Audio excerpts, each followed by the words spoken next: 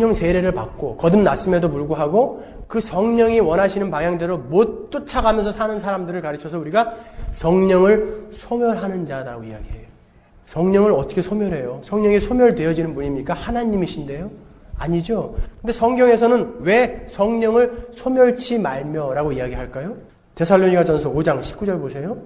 성령을 소멸치 말며 Do not put out the Spirit's fire.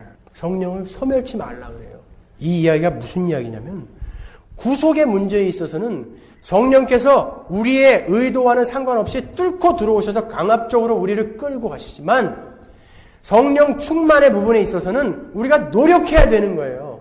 성령이 우리를 자극하고 우리에게 음성을 들려주실 때 우리가 그 방향을 따라서 몸을 틀어서 가야 되는 거라고요. 그런데 계속해서 우리가 거부하고 무시해버리면 점점 우리가 거기에 익숙해지게 되고 그 성령의 음성을 못 듣게 되는 거예요. 그걸 성령을 소멸한다라고 이야기해요. 성경에서는. 그래서 교회 안에서도 엉터리로 사는 사람은 계속 엉터리로 사는 거예요. 아니요, 우리는 듣고 일어나는 거예요. 설사 실패한다 할지라도 한번 이를 악물고 한번 해보는 거죠. 그게 성령 충만한 자와 성령을 소멸하는 자의 차이점이라는 것입니다. 에베소서 4장 22절에 보시면 무릇 더러운 말은 너희 입 밖에도 내지 말고 오직 덕을 세우는 데 소용되는 대로 선한 말을 하여 듣는 자들에게 은혜를 끼치게 하라. 하나님의 성령을 근심하게 하지 말라. 그 안에서 너희가 구속의 날까지 인치심을 받았느니라. 너희는 모든 악독과 노함과 분냄과 떠드는 것과 회방하는 것을 모든 악의와 함께 버리고 서로 인자하게 하며 불쌍히 여기며 서로 용서하기를 하나님이 그리스도 안에서 너희를 용서하심과 같이 하라. 성령을 근심케 하는 자들은 지금 위에 기술되어진 일들을 안 한다는 거예요. 성령이 충만한 자들은요. 이 일들을 해내야 되는 거예요, 여러분. 더러운 말은 너희 입 밖에 내지도 말라. 그러면서 당신은 왜 욕하십니까? 설교 시간에. 저는 조금 다른 거예요, 이 이야기하고는. 예수님도 바리새인들에게 독사의 새끼들이라고 이야기했다고요. 저는 개자제분이라고 그랬지. 그건 더 심한 욕 아니에요, 독사의 새끼라는 거는. 예수님의 그 의분에 저는 동참하는 거예요. 그 예수님을 따라 목숨을 걸겠다고 하는 이 종의 신분으로서 어찌 제가 그 의분에 동참하지 않겠습니까? 앞으로도 종종 설교 시간에 욕이 나오면 그 예수 그리스도의 의분에 동참하는구나. 이 시대의 교회가 바르게 되어지는 그 날까지 욕을 안 할 수가 없어요. 여러분, 성령을 소멸치 마셔야 돼요. 성령을 근심케 하시면 안 되는 거예요. 성령은 절대 강제로 일하지 않으세요. 그러니까 우리에게 성령 충만을 받으라라고 이야기하신다고요.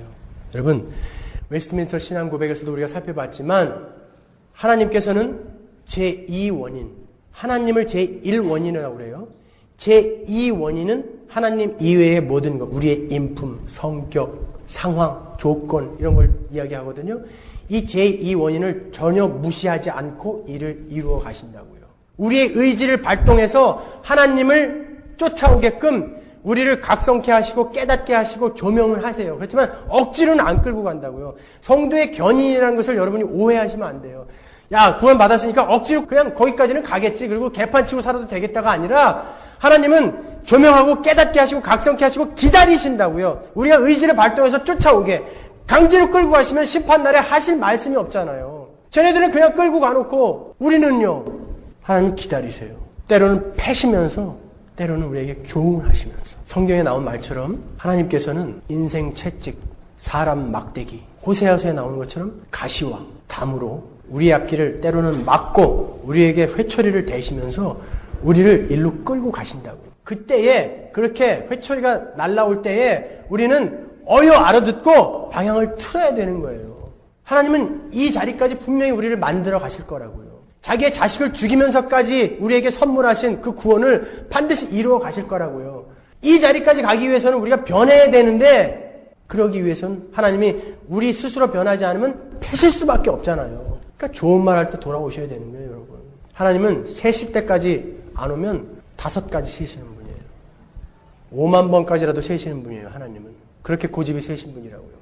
끝까지 여러분을 완성된 작품으로 만들어 놓으실 것입니다, 여러분. 성령 충만한 사람들은 이렇게 올바른 교리, 말씀으로 무장해서 언제 어디서든지 바른 복음을 자랑하며 전하는 자들이며 거룩한 삶을 추구하며 자기의 의지를 발동하여 힘겹지만 성령의 음성을 따라서 사는 사람들을 성령 충만한 사람들이다 라고 이야기하는 거예요. 지난주에 우리 교회 집사님 한 분이 그런 전화를 하셨더라고요. 교통사고를 당했어요. 다쳤어요. 변호사가 이렇게 이야기하더랍니다. 아프지 않지만 병원에 다녀라. 병원에 한 번 간 것도 2번 간 걸로 얘기해라. 저한테 전화가 왔어요. 이렇게 살아서는 안 되는 거 아닙니까? 대부분 다 눈 감고 가죠. 그렇지만 이렇게 살아서는 안 되는 거 아닙니까? 성령의 음성을 들으시는 분이에요. 그분이. 성령이 안 된다. 거짓말하지 말아라. 그렇게 가면 안 된다. 이 길을 쫓는가 하면 이 음성을 무시해버리고 한 번만. 다른 사람들도 다 그렇게 하는데 뭐. 이리 가는 사람을 성령을 소멸한다고 하는 거예요. 그리고 한 형제가 저에게 메모지를 갖고 왔어요. 자기 집사람이 1년 반 전에 하나님께 드린 기도를 메모를 해서 자기 비계에다 넣어놓은 것을 1년 반 후에 찾아낸 거예요. 펑펑 울면서 왔는데 뭐라고 여기에 써있냐면요. 하나님 뜻에 따라 저희 2사람 부부가 되게 하심을 감사드립니다. 서로 너무나 다른 사람들이나 서로 이해하고 도우면서 지금까지 잘 지내게 해주신 은혜 정말 감사드립니다. 아내들이여 남편에게 복종하기를 주께 하듯 하라 하신 말씀 언제나 잊지 않고 이대로 살 수 있도록 도와주세요. 사업을 위해 밤낮으로 일하는 남편에게 건강 주시고 하나님의 뜻을 따라 행동할 수 있는 믿음 허락하여 주소서. 여러 사람들을 만날 때마다 주의 아들임을 알고 세상의 빛, 땅의 소금 역할을 다할 수 있도록 하소서. 모든 일을 주의 뜻대로만 하게 하시고 물질이나 명예나 권세의 노예가 되지 않게 하여 주시고 세상의 욕심을 멀리하게 하소서. 사업 또한 욕심으로 얻는 것이 아니라 하나님의 축복으로 받는 사업이 되게 하소서. 어떠한 시험과 유혹도 이기며 물리칠 수 있는 힘을 주소서. 뱀같이 지혜롭고 비둘기같이 지혜로움으로 시험을 이기게 하시고 항상 주의 영광을 나타내는 자가 되게 하소서. 먼저 하나님 편에서 의로운 사람이 되길 원하며 가정의 평화를 위해 힘쓰는 남편이 되기를 바랍니다. 저희 둘 항상 사랑으로 하나 되게 하소서. 새로운 해를 바라보며 저희 죄 지은 것 자백하고 용서 구합니다. 항상 감사드리며 이 모든 말씀 주 예수 그리스도의 이름으로 간절히 기도합니다. 아멘. 에베소서 5장의 말씀의 내용이 여기 다 들어가 있어요. 하나님, 나 부자 되는 거 싫지 않습니다. 우리 남편 사업 성공하는 거 싫지 않습니다. 그거 싫으면 바보죠. 그렇지만 나의 욕심 따라서 그런 것들이 주어진다면 단호하게 거부할 수 있게 해주옵소서. 물질과 명예에 노예되지 말게 해주옵소서. 이런 거 다른 사람 이야기할 땐 편해요. 근데 그게 자기의 남편의 이야기일 때는 다르다고요. 그런데도 불구하고 이렇게 기도문을 적어서 베갯말에다 넣어놓은 거예요. 술이나 마시고 다니고 하나님 외면하던 남편이 정확히 1년 반 후에 그 기도의 응답으로 하나님 앞으로 돌아오는 것입니다.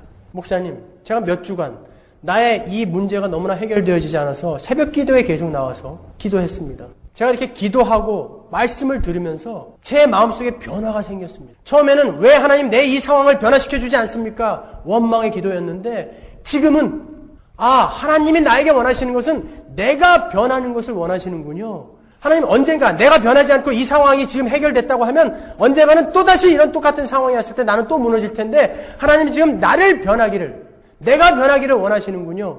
어떻게 나 같은 인간의 마음속에서 이렇게 나는 변해야 된다라는 마음이 솟구쳐 오릅니까? 하나님 감사합니다. 목사님 나는 오늘 감사의 기도를 하러 기도원에 갑니다. 그리고 기도원 갔어요. 지금 성령 충만한 자의 삶이 이렇게 한 사람의 영혼을 바꿔놓는 것입니다. 성령 충만한 자의 삶, 그 안에 예수 그리스도가 꽉 차 있어서 도대체 혼자 감당할 수가 없어서 밖으로 흘러 넘치는 사람, 이 사람을 성령 충만함을 받은 자라고 이야기하는 거예요. 그러한 자가 이 세상에 존재하니까 하나님의 나라가 그렇게 완성이 되어져 가는 것입니다. 그게 바로 성령 충만함을 받은 자라고요. 이러한 분들과 함께 신앙생활을 하는 저는 교인들이 줄어도 상관없어요. 자랑스럽습니다, 여러분. 자기에게 손해가 오더라도 하나님의 음성, 성령 하나님의 음성을 쫓아 사는 사람들, 성령 충만한 사람들입니다. 이들의 삶과 하나님께 졸라서 어떻게 해서든지 자기가 필요한 것을 얻어내려는 오늘날 많은 자칭 기독교인들의 삶과 어떤 게 올바른 그리스도인의 삶이겠습니까? 왜 예수님께서 병을 고치시고 귀신을 쫓아내시고 죽은 자를 살려내신 이후에 나가서 입 다물어라! 왜 제자들에게 나가서 입 딱 다물고 아무 말도 하지 말아라라고 이야기했는지 아십니까? 복음이라는 것은 십자가지 내가 이렇게 너희들에게 오병이의 기적으로 빵이나 만들어주고 병이나 낫게 해주고 귀신이나 쫓아주고 그게 복음이 아니다라는 거예요. 그래서 아직 내가 십자가를 지지 않았으므로 너희가 나가서 나를 소개할 때에 나를 이러한 것으로만 소개할까 봐 못 이야기하게 한 거란 말이에요. 그런데 예수님이 하지 말라는 그 이야기들만 하고 있는 교회들은 하나님을 모욕하고 있는 것입니다. 예수를 믿는 것은 십자가를 지는 삶입니다. 여러분의 병이나 고쳐주고 귀신을 쫓아내주고 여러분들이 필요한 떡이나 나눠주는 게 기독교 아니라는 것입니다.